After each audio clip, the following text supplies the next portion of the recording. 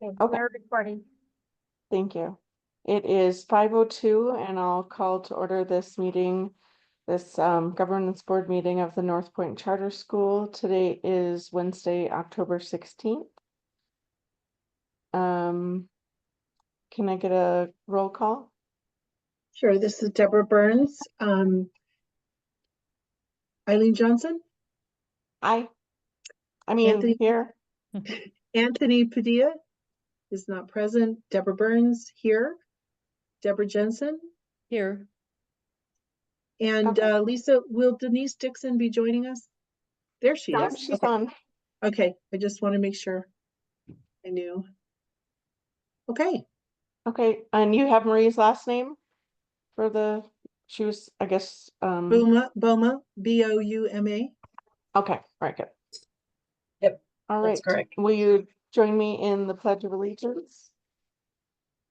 I pledge allegiance to Allegiance the flag of the United States of America and to the republic for which it stands, one nation, under God, indivisible, with liberty and justice for all. Okay, are there any changes to the agenda? I didn't see any. I didn't. Okay. All right, if there are no changes to the agenda, can I get a motion to adopt the agenda as it stands? This is Deborah Jensen. I'll make a motion to adopt the agenda as presented. Thank you. And this is Deborah Burns. I'll second that. All right, wonderful. Okay, and public comment, doesn't look like we have any members. We have to have a Oh, vote. I did that last time too, thank you. Miss Johnson, Aye. Miss Burns, aye. Mrs. Jensen, Aye. great. Thank you. All right, I don't see any members of the public present. Lisa, there's nobody in the waiting room. No, ma'am. Okay, then we'll skip public comment. All right, consent agenda. Did anyone see any changes from the minutes that we needed to change? Did anyone No. see any changes that were needed in the minutes? Okay. No, but I wrote. And okay. All right. And so then can I get a motion to adopt the meeting minutes from September 18th and the check register and bank reconciliation? I think you're asking to approve the consent agenda, right? Oh, yes. Motion to approve the consent agenda as presented. This is Thank Deborah you. Jensen. I'll second that. Thank you.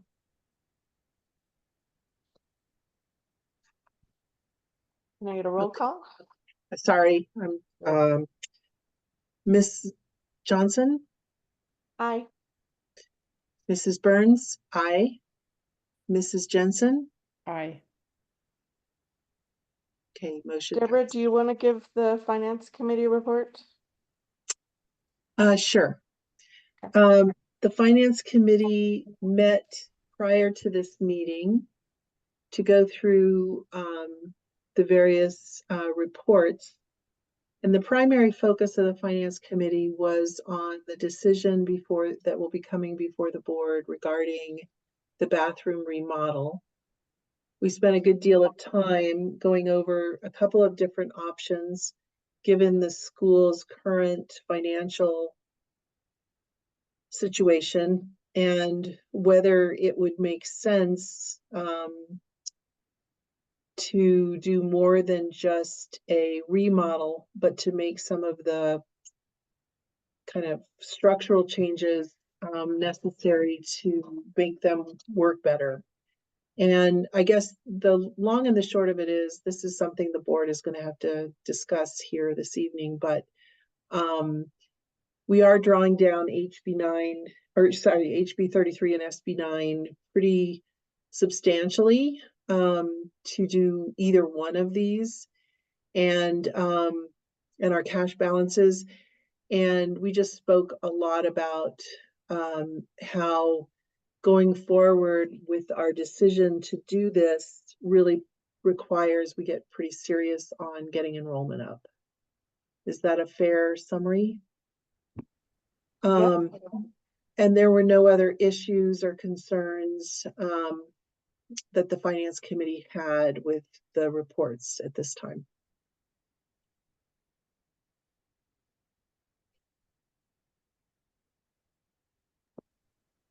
Okay, yeah, that was great. Thank you, Deborah. The business manager report. So Sammy and Marie. Sure, real quick, just as Deborah was saying, there was nothing out of the ordinary on the finance packet. We did not have any bars for this month, so there was none that needed approval. We did discuss a few checks on our checklisting report just to identify what they were and what they were being used for. We did go over an annual cost for Power School. And then we just looked at some of our reports and looked at kind of our funding, and that we're not over budget anywhere, which is great. We did make sure that our liquidity is still strong. We're sitting at a 7.33 right now. And then we also looked at the bank reconciliation. Of course, we made sure that everything balanced, and we looked at our ending cash balance on our bank statement. But that was pretty much it. Again, nothing that was out of the ordinary or, really needed much attention called to it. Is there anything else that you would like me to add, Eileen or Lisa? Awesome. Well, that's pretty much what I have as of right now. And then let me know if you guys want me to talk more about the bathroom remodel. Okay. Yeah, and then so I think you guys can stay through, I mean, you could stay the whole time if you want, but through 6D, and then you could drop off if you wanted to. Okay. So I know Anthony is on the audit committee. Who's our other, do we have another GC member on the audit committee? Okay, Debbie, Yeah. Debbie, is there an update? I don't, Lisa, I'm always confused about what we're supposed to say or not. We held the audit exit meeting. There were no major items of concern. All requested items were submitted on time, and we're waiting on the final letter that will come in November, just before Thanksgiving, for us to sign. And then the results of the audit can be shared publicly in about February when it's released. Yes, that. Okay, great. Thank you. I think the rule of thumb is you can only share progress. You can't share substance of what was Okay, discussed. yes, okay. No That's result. meant for the exit interview, yeah. Okay. All right. Bathroom remodel project discussion. So Lisa had sent out the different courses of action. Deborah, Debbie, are you guys, thinking one way or another on these right now?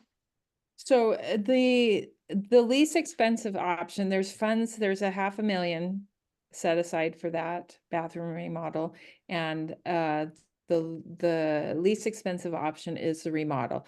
So is the remodel just updating, like, what color tiles, what does that entail exactly? They called it a refresh, which is, well, I'm trying to find the right, there we go. Did the screen change for you where you can see the Yes. refresh? That would take it to just slightly over our capital outlay award at 507,000, and that is without any security to change the footprint. It's replacing like for like. So they would replace the toilets, they'd replace the urinals, the sinks, the lighting. It would be fresh paint. It would not include any updates to the staff bathrooms. It would not include any additional water fountains or additional toilets or urinals. It's really just like for like. with fresh paint and updates throughout. The next expensive one, is continuing with construction. It's changing the footprint. It's removing the showers, cutting out part of a wall in the maintenance area and creating a large communal sink area. And then adding additional toilets and urinals in the men's bathroom to bring it up to code. There are enough toilets in the women's as is to keep it at code. And it's adding a number of water fountains, which would also be required by code. The difference between this and the original as drawn is the fixtures used.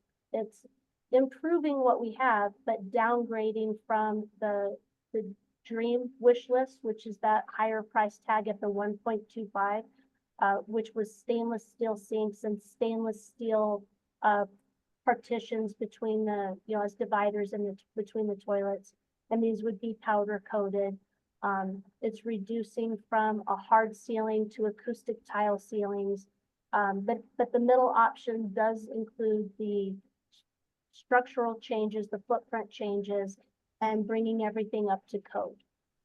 However, it's costing $466,000 above what we have awarded in special capital outlay. So what's the problem and what happens if it's not brought up to code? Nothing. Or is it just grandfathered in? Yes, we're allowed to replace like for like. If there's no construction, you can replace what's there and just update the fixtures, change the paint, you could change the lights. But if you're going to change the footprint at all, then you have to bring it up to code. And so we can just replace what's there without making any changes, and it's okay. But if we do any kind of construction, then you have to do all. So Deborah, I don't know what your feelings are. I strongly feel that that is not the prudent thing to do at this time, to spend that extra money. The enrollment isn't coming up at a rapid enough pace that would really diminish funds. And of course it'd be nice to have all those things on the that list, but it doesn't seem necessary. It functions as is, although of course not ideal. It's not an ideal situation, but it doesn't seem to justify the expense. Yeah, I kind of agree with Ms. Jensen. As much as it would be nice to really update the bathrooms more substantially, I'm very nervous about dipping into HB 33 and SB 9 to that extent, given where their current balances are. We talked about this in Finance Committee. I don't know, Deb, you came on board shortly after me. You remember when SB 9 and HB 33 was like $1.7 million? Yes. Well, they're down to 338,000 and 343,000. And we are dipping into them regularly to cover lease shortfalls from the reimbursement. So here comes Anthony. And it would be good for him to weigh in as well if we can get him caught up. Hey, Anthony.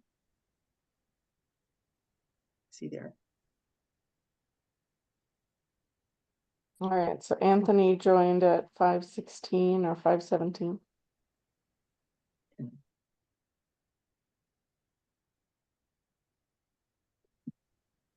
Hey, Anthony. I don't hear him yet.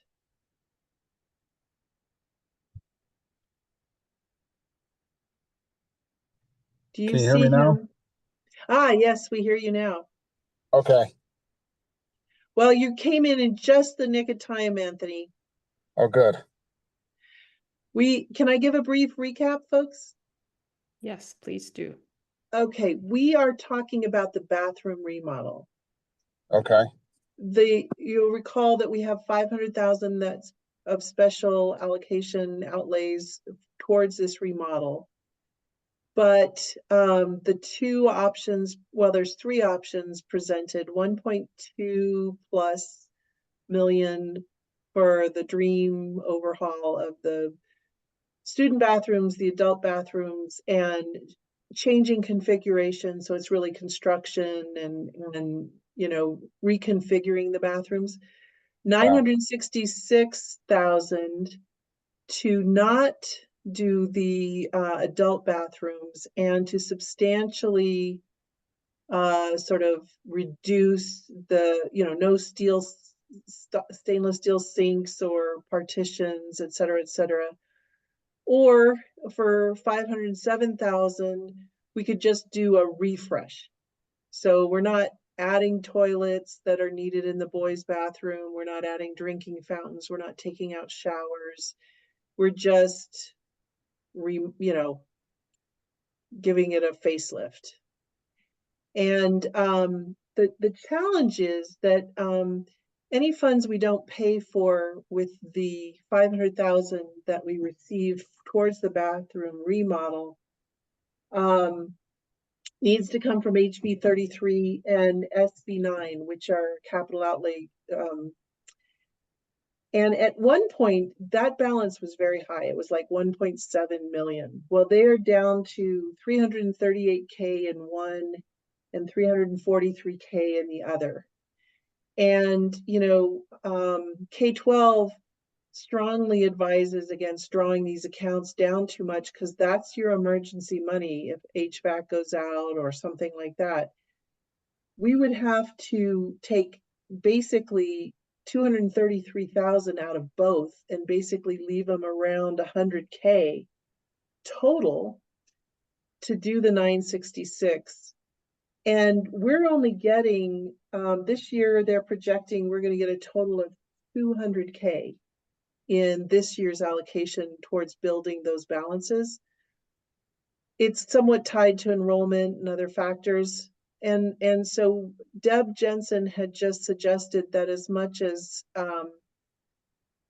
she'd like to see a better upgrade, she's just struggling with doing anything more than the 507K, you know, just the refresh. And I'm kind of feeling the same way because we haven't seen any movement in enrollment at all yet. Yeah. And Yeah, go ahead. I hate to take those accounts down that much. Um, especially since we haven't seen increase in enrollment yet.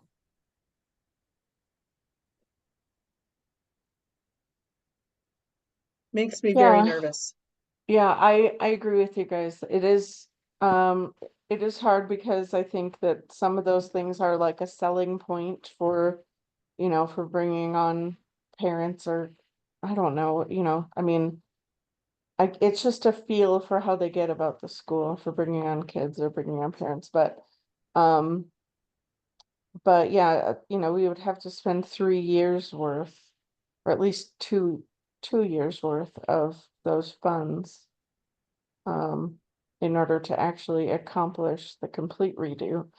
I mean, Yeah. I don't, you know, I don't really, I'm not a big fan of us spending the 500,000 for the refresh. And then when we do want to upgrade years from now, then we have to have them, you know, undo what they've done and try to match, but things won't be available. And, you know, that makes it really hard, but yeah, Deborah, when you put it like that, that we, you know,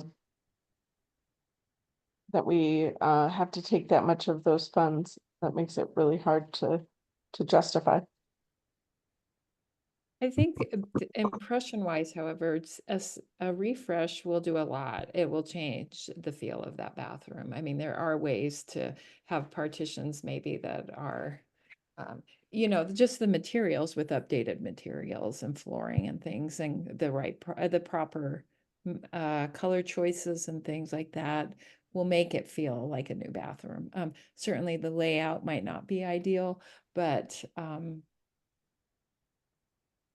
it just, Yeah, that's a good the point. money, it's just too much. Yeah, and I hate for us to make this sort of long-term decision and then find next spring we're really growing in enrollment, you know.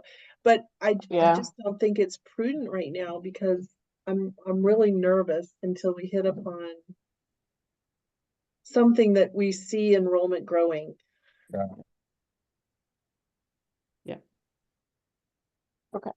All right, so Lisa, it sounds like we are probably gonna pass the 507,000 bathroom refresh and then put any bathroom remodel on hold. And I know you said you were struggling with what to recommend either. Does this make you comfortable? It does. I shared really candidly earlier, I'm not sure that we should spend that much money either. Yeah. I hate to invest 500,000 in just redoing what's there, and not doing the construction, but was not at all pleased about reducing our balances that much either for the same reason. You know, if the HVAC goes out, then we would still have enough money in those funds to be able to start replacing HVAC units. And we Deborah was right. We've been living with the bathrooms as is, and refreshing them will go a long way towards how it feels. You know, Mm-hmm. we refreshed the main lab and it looks an awful lot different. And we didn't make any structural Yeah. changes there. I And so guess- yes, I'm fine with that decision. I guess there's one other option. There's one other option, and I have not walked in those bathrooms, so I will defer to those people who have. I assume there is the option to put this off a year and see if we can get enrollment up so that we're making a decision based on climbing enrollment instead of investing 500,000 today and then feeling like we have to do the 1.2 million, which will probably be 1.5 million somewhere down the road. I think Right. our grant funds would expire. When are those good till, Lisa? Do you know? I believe we have 3 years. Do Sam, we? Okay. if we would receive that award, it was awarded during the first part, the 275 was last year's legislature in 2023. So we got the award letter later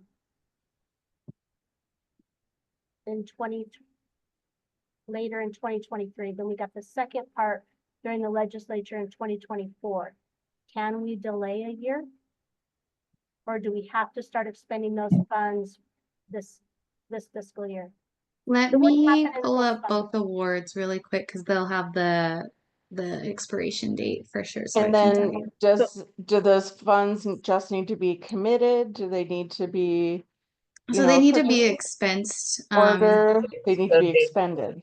Okay. And not just expense, but we have to actually submit for reimbursement before Got the it. June Okay. 30th of that year. Yeah. Of So whichever what you're looking it up. Okay. one is 2027 and the other one is 2028. Okay. Well, Mhm. you All know, right. as bad as the bathrooms are, maybe with an expenditure of this size, we should push it off a year and see if we can't spend it more effectively summer of 2026. I don't know. I don't know how you feel about that, Lisa. And Denise, you're on board. You can always weigh in because you're a Yeah. dean of students. And you know, I'm gonna jump in first then. I really like that idea because I've been struggling so much with which one to do, and knowing that we had to make a decision now. If we can delay it a year, then we can make a better informed decision. We're doing you're right, we haven't seen growth in enrollment yet, but we're doing things towards that end. And either it starts coming up or it doesn't, we're having different conversations. But if we can delay a year, that's my vote. I agree with you.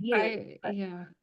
I was gonna ask, the bathrooms, is there anything to be done that, just, I don't know, on a shoestring, just repaint them, deep clean them? I don't know. I mean, I'm guessing the toilets are still functioning and the sinks, although they're not beautiful to look at or anything. Are they not working?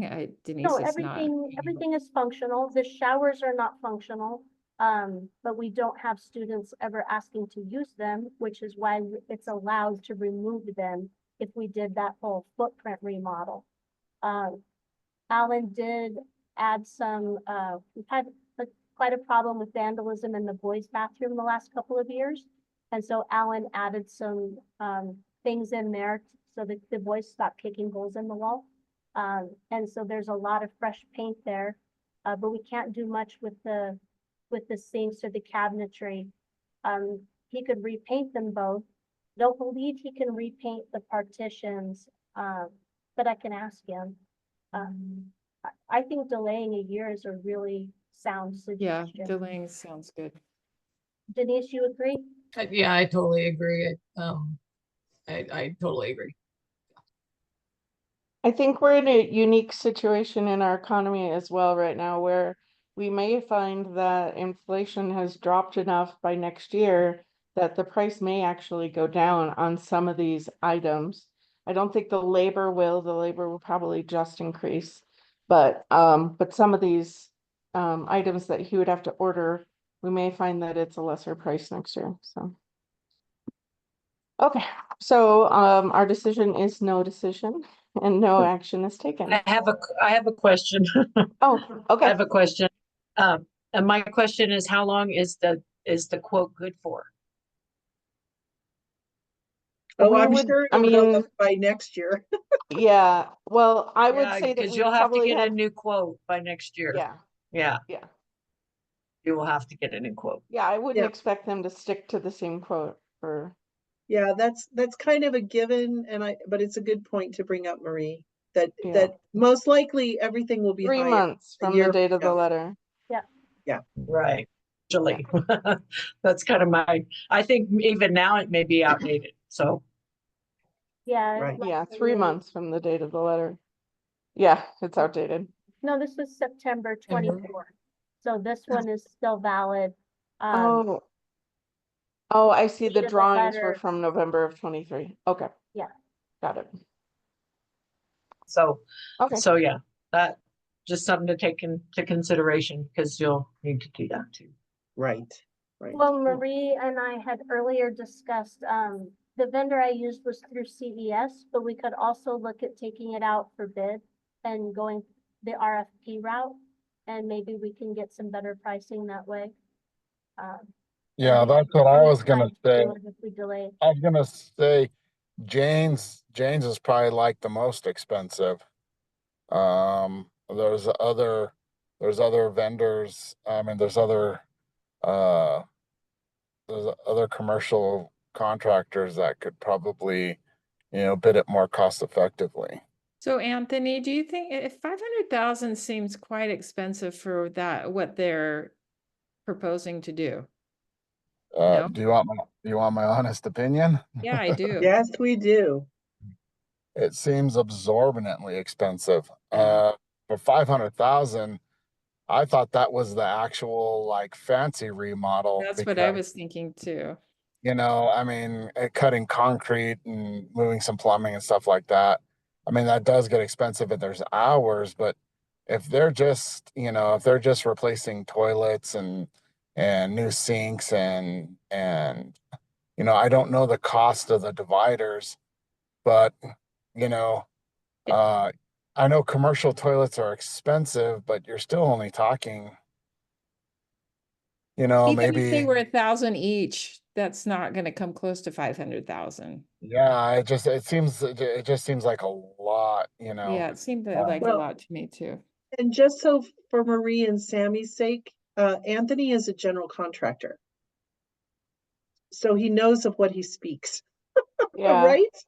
He Yeah, works on his own home maybe- as well as being in the industry. Yeah. Mhm. So maybe the action we take is that we authorize the executive director to enter into an RFP process next year in time to get results, to choose a contractor and a plan in order to complete the remodel in the summer of 2026. Right? Because because I think with this type of expenditure, we owe ourselves the RFP process. And with Anthony's expertise, you know, we probably will be able to kind of get his insights into the various proposals to support you, Lisa. Yes. Yeah, And make sure we're not just paying, what did they say, you know, like $100 for a toilet seat for the government or something Yeah. like, well, and I you know- think, I mean, I don't know if they ever provided you like an itemized quote, but it seems like a quote in the form of a letter is sort of ambiguous. You know, there's a lot of room for them to be adding in costs that we aren't looking at. oh, there's no cost breakdown. Yeah. Oh, Anthony got dropped. Looks I like he's just let waiting to him get back Gotta back in. readmit him. Okay. Can you It just readmit him? seems so hard to know where that 500,000 is going. I just look at that and think, what is costing so much? Exactly. I apologize. I do have other cost breakdowns and I was sending the higher The level. summary. So that's Okay. my fault for not including it. Okay. Oh, no, Okay. no worries. Well, that's good. I'm- But Yeah. but anyway, you Okay. might, you know, you might just send that to the board after the meeting, just for our curiosity's sake, but for Anthony's expert review. Yeah. And but I would recommend that we actually, you know, make a motion to authorize the executive director to enter into an RFP process next year in time Do we to, need to make a motion for that? well, I don't know. What The do you safe think, thing to do Lisa? would be to do that. I don't know if you actually need a motion for that or not. You'd have to, of course, acting on the RFP. And I also Okay. don't know if you need to authorize it now, if we're gonna hold and not do it until next year.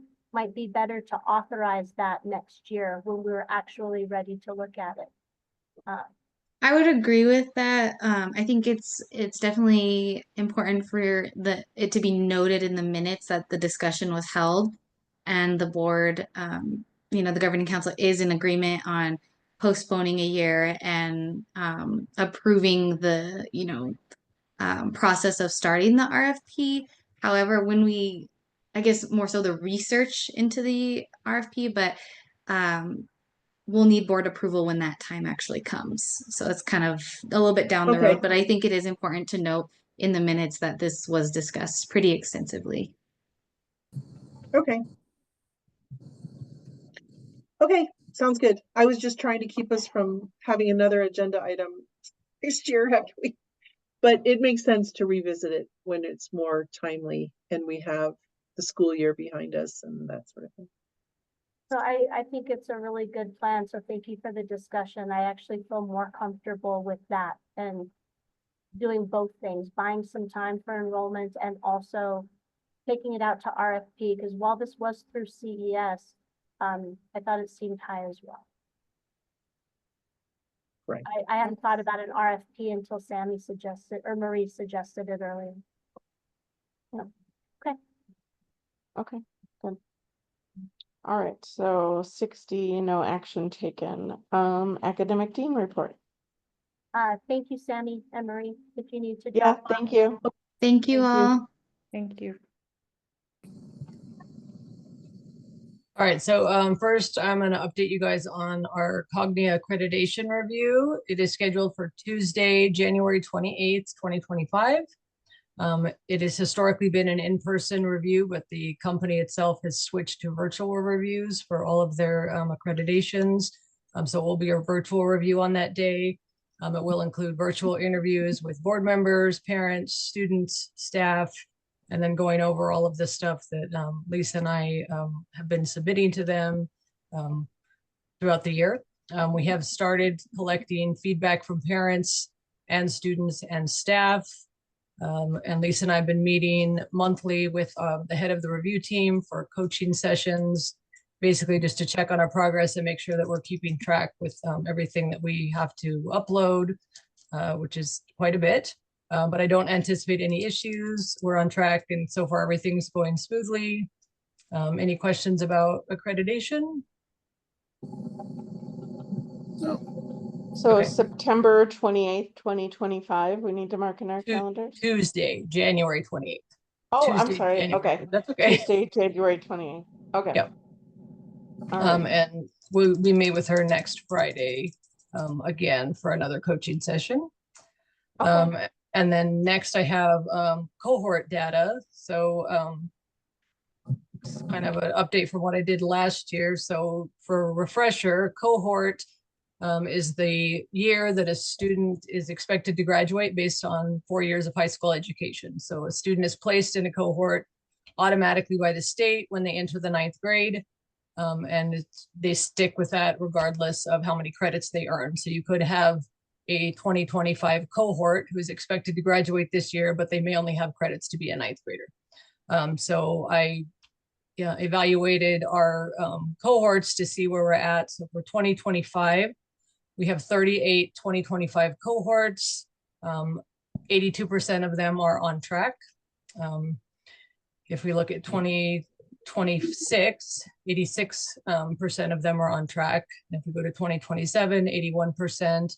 And then 2028, those are entering freshmen. So as of right now, they haven't earned credit. So 100% of them are on track right now. And then we do have 3 fifth-year graduates. 2 of those 3 are on track to graduate and anticipate being 5th-year graduates at the end of this year. Next chart, Lisa. Does that count the Can one I- who just graduated? Say that again. Does that count the one who just graduated? I I know I just signed a diploma, so. I Oh, that wondering was if that was included. a graduate from 2012. That was an old graduate that needed a copy of their diploma. Oh, okay. Okay. Got it. That was Can I ask a question on that? Yeah.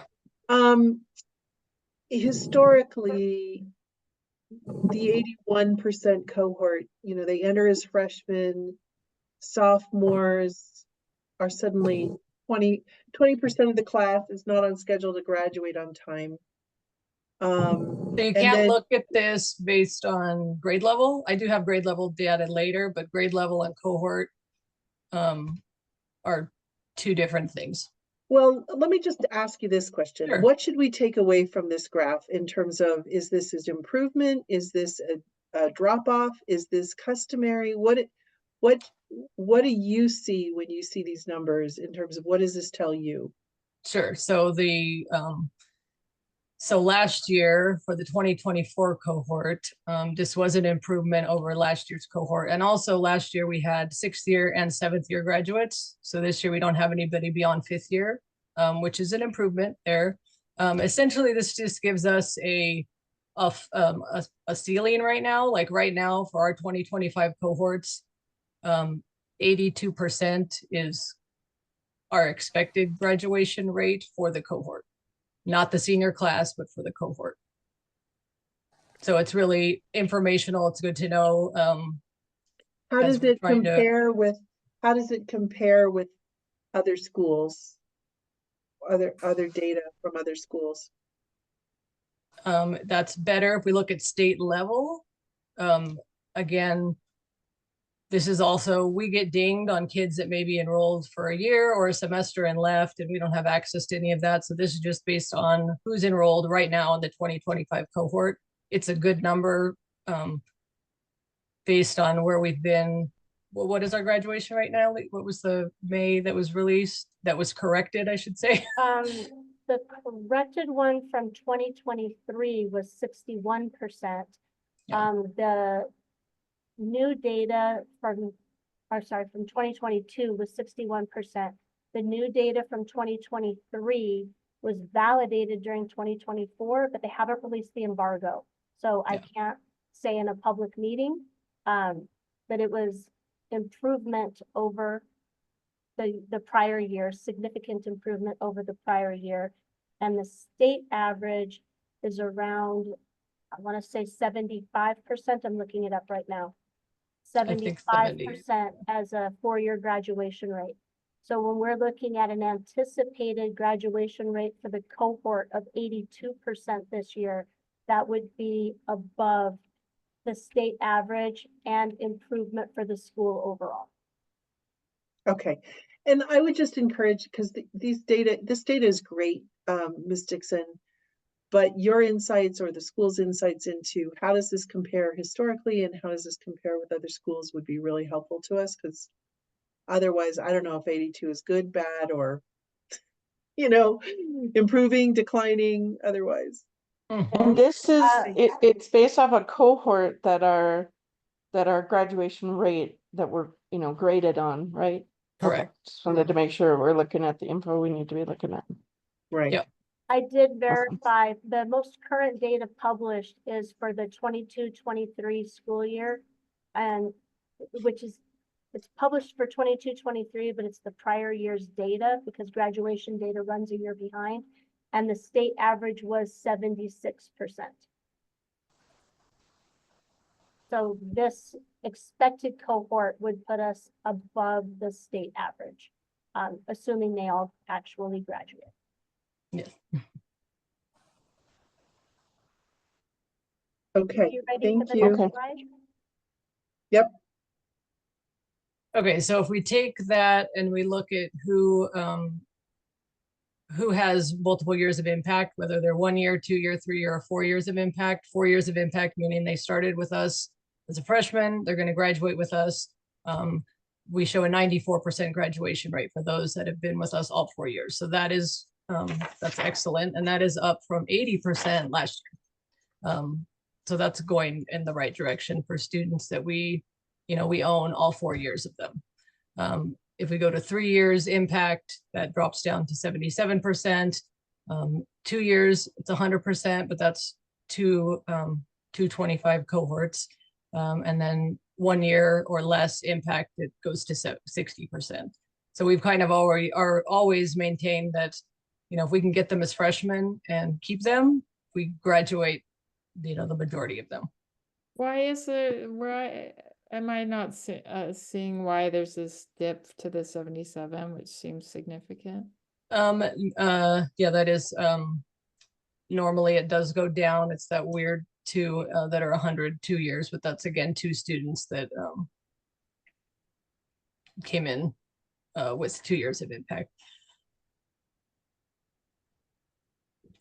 That's a Went bigger down drop because we than didn't last have them year. all 4 years. Correct, yeah, and there's a number of reasons why, based on when they came in and how long it took. They may come in with 3 years, but they might have come in and needed to graduate earlier. They might be even further behind. So you're I saying love trend this. Oh, go ahead. sorry, you're saying that the trend, if the anomaly here is 2 years of impact, if you remove that, you can see a trend. Yeah, Okay. totally, yeah. Okay. I love this chart. Do you think we could also add like quantity so we understand the percentage of the quantity, either If we total go to the next students? chart, I will show Oh, you that. okay. Yeah. All right. Yeah, no, I just wanted to show you the big picture, and then Excellent. here's the breakdown. So if we go Thank to you that for 90, anticipating what we needed. of course, yeah.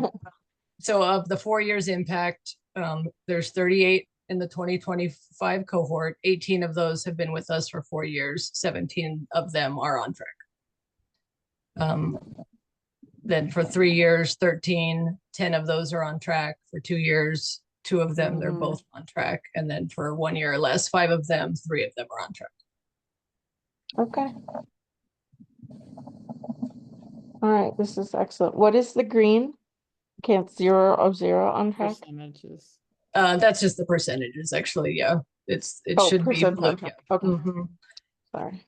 And then if we go to the next one, so now this is grade level data. This has nothing to do with cohort, because you can have a 9th grader that's a 2020, and we do have a 9th grader that's a 2025 cohort. That just means how many credits. So 9th grade is going to be 5 credits or less. 10th grade is 6 to 11 credits. 11th is 12 to 17.5, and 12th is 17.5 or above. So if you look at our 9th grade class, 89% of them are on track to graduate. If you look at our 10th grade class, 84% of them are on track. 11th grade, 84%, and 12th grade, 94%. So this is much more stable than last year. And that tells me we have a more stable, we're getting a little bit more stable student body with a solid 9th grade class. And that also showed in the, not having 6th and 7th grade graduates, that we just have those 5th year ones. So that to me is a positive takeaway, is that I feel like we're leveling out and getting a little bit more stability, which is good. Again, we see a second year dip. What does that tell you, Ms. Dixon? The 80. Well, it could be, again, this could be that makeup of that particular group of 10th graders. Okay. Somebody's a bad influence and the rest are following, or, you never know I'm also how that looking at goes. the But yeah, number. thank you for your input on it. Sorry, sorry to interrupt. Okay. I'm also looking at the number of 11th graders. Mhm. The largest We have a class. large group for 11th. Yeah. So I'm wondering, what is it about? Why that year? Why it's larger? Yeah.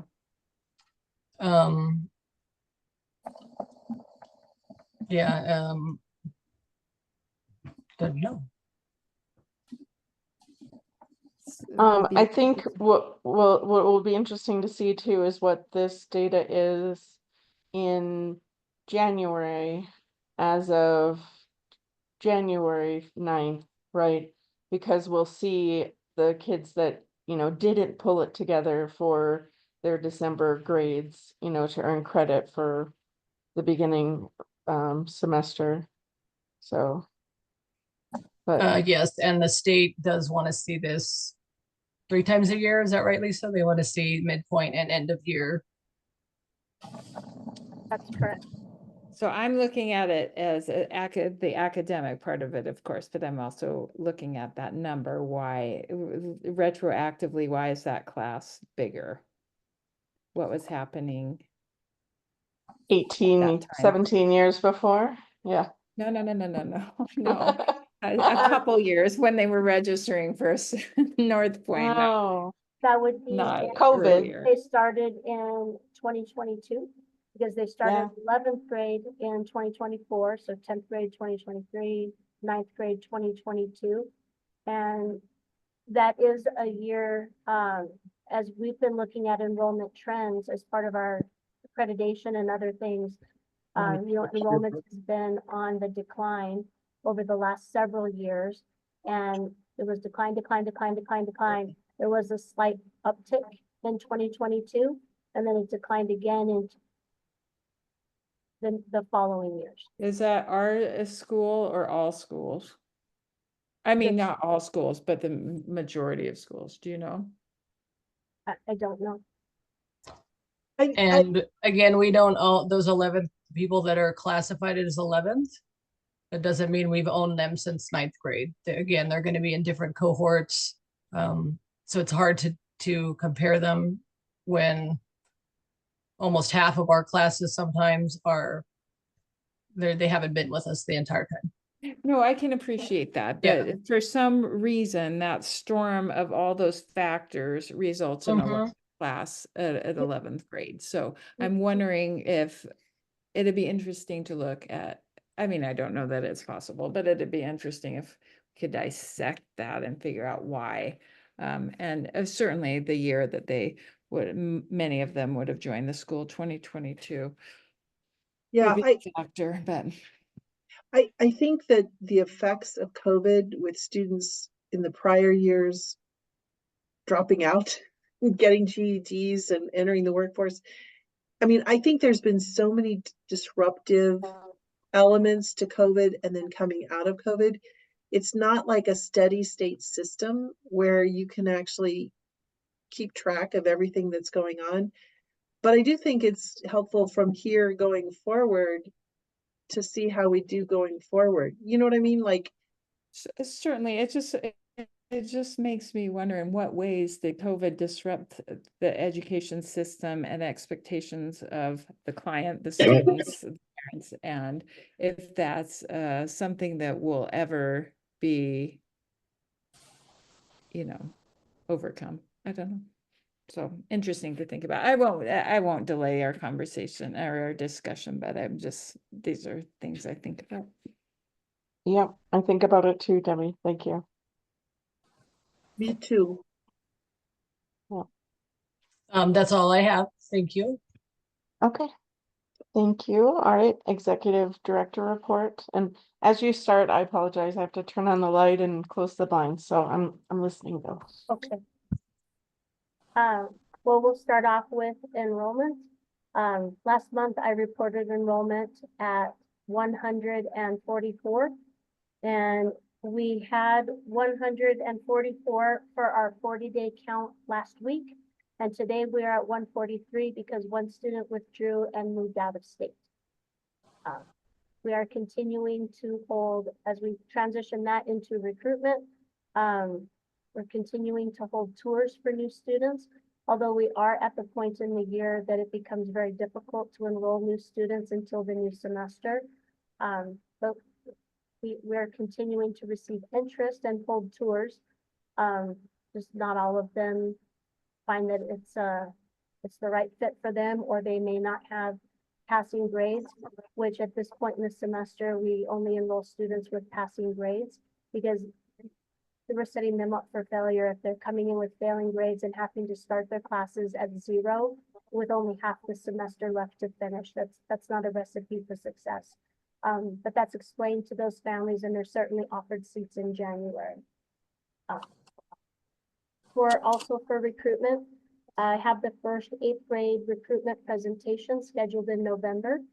So starting again to reach out to the 8th grade other schools, and they've been very welcoming. In fact, this first one, the director of another school reached out to me and said, "Hey, do you want to come back this year? We're starting to work on scheduling for that." And so that's nice to be building those relationships with other schools. Those are being scheduled now and will continue into January, February, and even into March. I have asked McKee for help designing a flyer that we can pass out to students when we go to those. They also, McKee being they, provided an update for us on DEO. They had taken a bit of a step back from our digital optimization while they worked on designing the new website as part of the rebranding. But last month, they provided an update, and they're seeing new rankings for Northpoint that's coming up in the search engine optimization. Some brand new rankings where we haven't ranked before. First of all, under Northpoint, which is coming up at number 2. For charter online school, we're now ranking at number 11, and that's brand new. And we have a new ranking for STEM school as well at number 16. Then they saw improvement in a number of rankings. I'll share just a few of those with you. Charter schools near me, we had been ranking at 85, and that's up to number 13. Online school, Albuquerque, was ranking at 71, and that's up to 29. Blended learning, Albuquerque, went from number 28 to the number 4 position. Charter school went from number 20 to number 9. So what McKee is doing is continuing to publish articles and work on improving our website with those keywords. And when people are searching for us, we're ranking higher and higher in those search rankings, which of course makes it easier for them to find us and hopefully come in and schedule into it. Excellent. So I was really glad to see some of those results and those rankings improving. Fall NWEA, unless there are questions about enrollment or recruitment. Okay. The fall NWEA was completed with really, really strong participation with our student body. We were one student shy of 100%. So we were glad to get so many of our students tested. Now, these results were compiled by our testing company, and she based them based on the end of the year expectation. So students that scored proficient or advanced were scoring based on the end of the year expectation for them. So, and the beginning steps, all of them, of course. So overall, we have, this is for reading, we have 36% of our students currently scoring in beginning steps, 8% scoring nearing proficient, with 42 at proficient and 14% scoring in the advanced range. And for math, we have 40% in the beginning steps, 12% nearing proficient, 26 proficient, and 22 scoring in advanced. So in the English, if you scroll up again, what's super interesting is that if they're 9th or 10th grade, there's a lot of red there. And if they're 11th or 12th, there's a lot more green, which is super promising. Yeah. And Not so then much for math, but it's, yeah, the difference is not quite so dramatic in math. But that also. wow, look at that 11th grade though. 33% are advanced. That is an interesting grade, Debbie, you're right. That's an interesting grade, and it is not a one-to-one correlation, but it bodes well for the SAT this year. That they're scoring well in the NWEA, we would hope that that translates that they will score well on the SAT that they take this spring. So these students, the 11th grade came in 2022. Yes.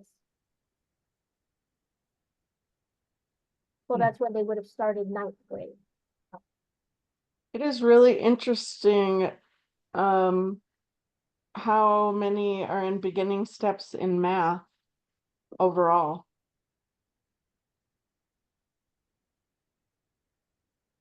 Yes, it is. It's higher. I mean, I thought it was interesting. There was still 36% overall in beginning steps in reading. Yeah. Math, of course, that goes up. And you have a higher number in nearing proficient in math as well. So fewer overall scoring proficient. Do you think one of the big drivers to looking at a charter school rather than the big public high schools may be students struggling in the traditional classroom? Absolutely. That's why we chose charter. Yeah. I know that's why it worked for Sean, but I'm just wondering how pervasive that is. And even among the advanced, if for whatever reason they struggled in a traditional classroom environment to feel like they were comfortable. Struggle can encompass a lot of things. It can be that they're struggling academically, they might be struggling socially, or they might be struggling with anxiety in the larger school environment. And I hear all of those things as reasons people are looking for a change, because that's a question we ask when they come in for a tour. Where are you coming from and why are you looking for a change? Like, what are you looking for? And those are the top reasons I hear.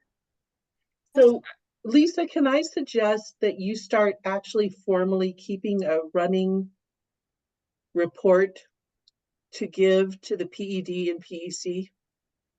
In other words,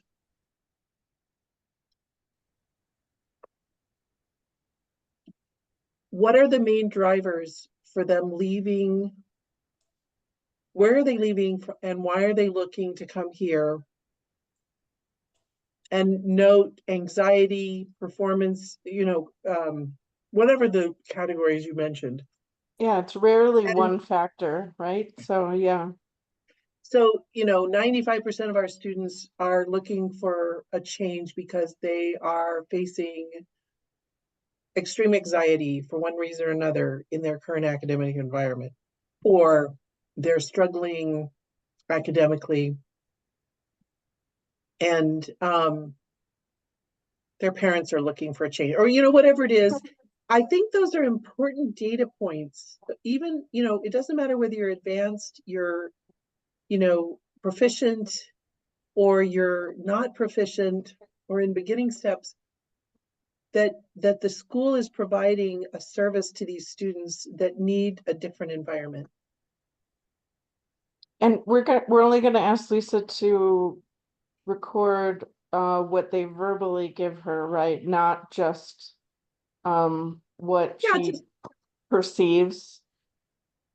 just tally, Mhm. any way you feel comfortable that doesn't take a lot of time or energy, Yeah. just a spreadsheet for each student that joins, and what did they say? Yeah. And having a conversation, when they're on their entrance, or having their sponsor teacher have the conversation and report in. Well, one thing we've implemented is a tour card. And when we have families that come in for a tour, we ask them now to fill out this card information so that we have a record of them and a way to follow up with them later. So if we try to follow up with them within a few days, say, hey, you came in for a tour. Can we answer any questions for you? Do you need help with an application? And that gives us another touch point with them. And that would be a good thing to add to that card. We could pre-populate some Mm. responses, but also an other response, a free form response that Yeah. fill in. I think that would be a really easy way to track that, and something that we're already doing. It's just adding that piece. Great idea. Okay. Okay, good. Okay, moving on then to spring testing. That covers the NWEA that we just completed this fall. The results of the spring 2024 SAT and ASR were officially released.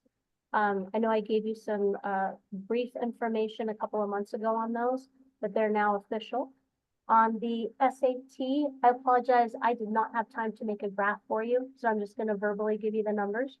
But on the SAT for reading, we had 100% participation, and we had 41% of our students score proficient, which was up 12%. We scored 29% proficient in 2023. So that was a 12% improvement in reading, which was awesome. In math, we also had 100% participation, and we had 11% score proficient, which was up just 1% from 10% proficient in 2023.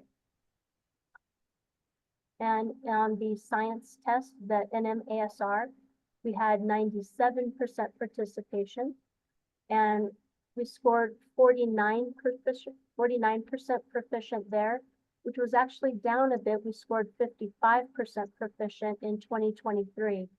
So that's down just a bit, but still well above the state average.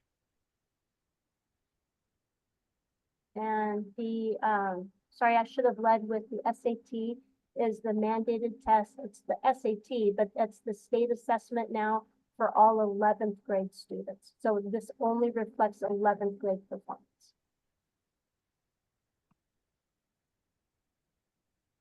What questions do you have about that?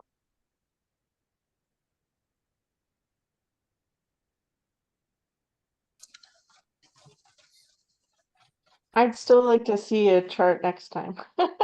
But I guess that would have been the 12th graders that we're seeing on the board today.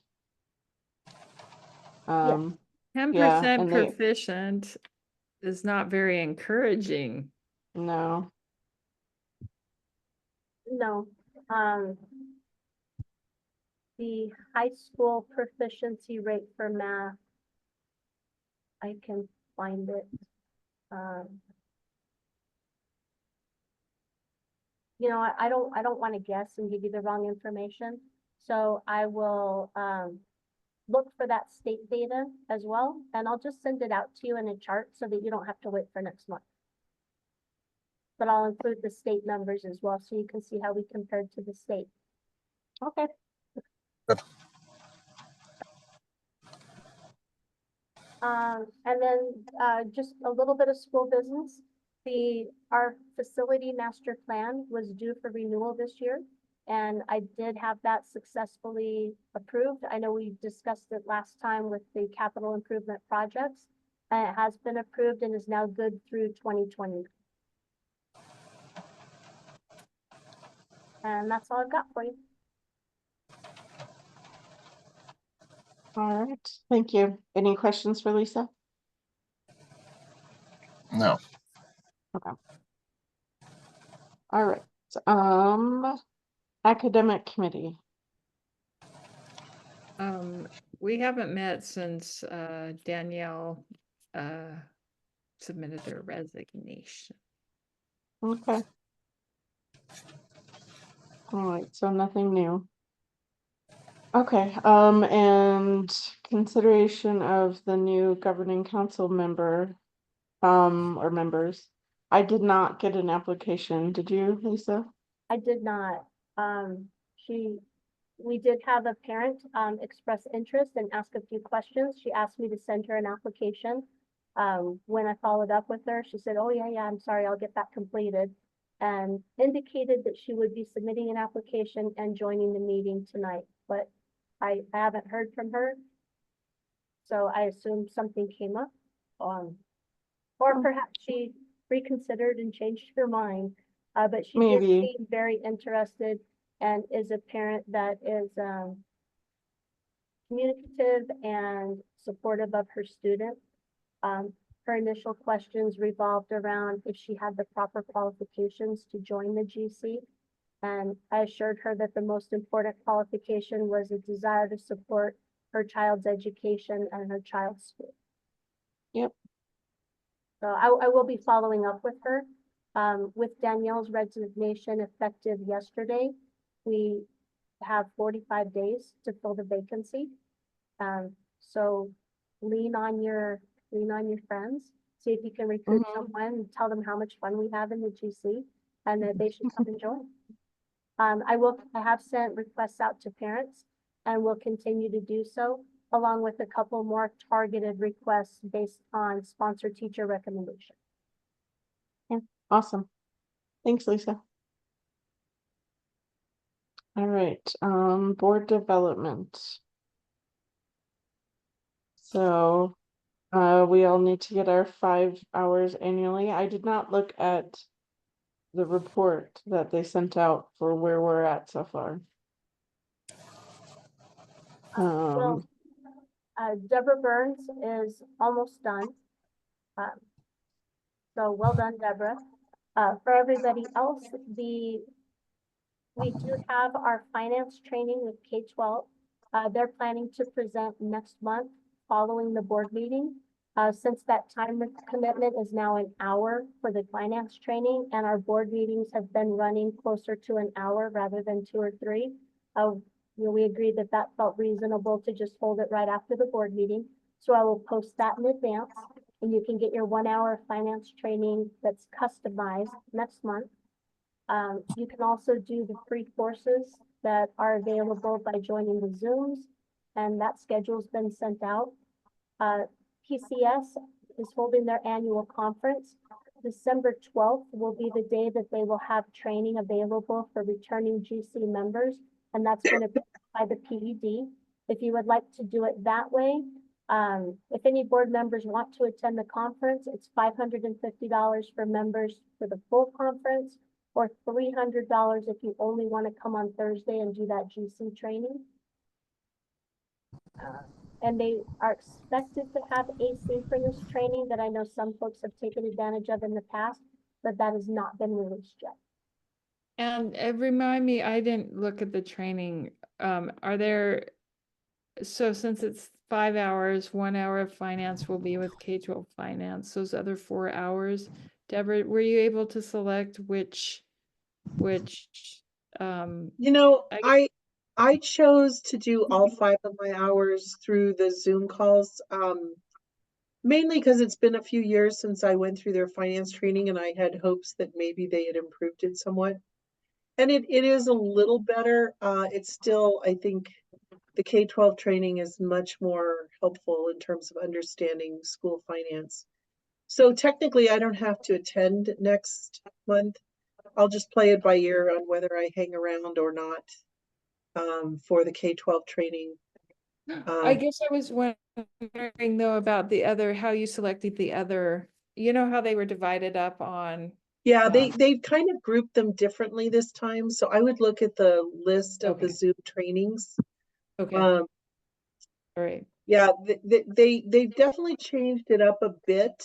And they were somewhat better, I will say. I just like to do the Zoom ones because I'm sitting at my desk and you know, it's just easier for me. And I chime Yeah. in when something I've listened to these for so long that uh you know, I get new stuff occasionally, but most of it is so repetitive that I'm answering emails and stuff. If truth be told, don't put that in written minutes, but you know, so I like the Zoom calls for that reason, and they are interactive. You can ask a question and get a response, and other people chime in occasionally. So Thank you. I did asynchronous last year. and what is that last- again? What is asynchronous? Or you just it's pick like a recorded call. Oh. and so then you don't do you it on have to take a little, you have to answer some questions. Yeah. I think I'm gonna do the Zoom this year and see I like the how I like Zoom that. better. Yeah. For the same reason Deborah did. They're more interactive and they're not too painful. Yeah. Deborah, the categories are effective governance, policies and procedures, legal concepts, academics, and fiscal responsibility. 1 hour in each of those, and they're labeled on that form that the PDD provides.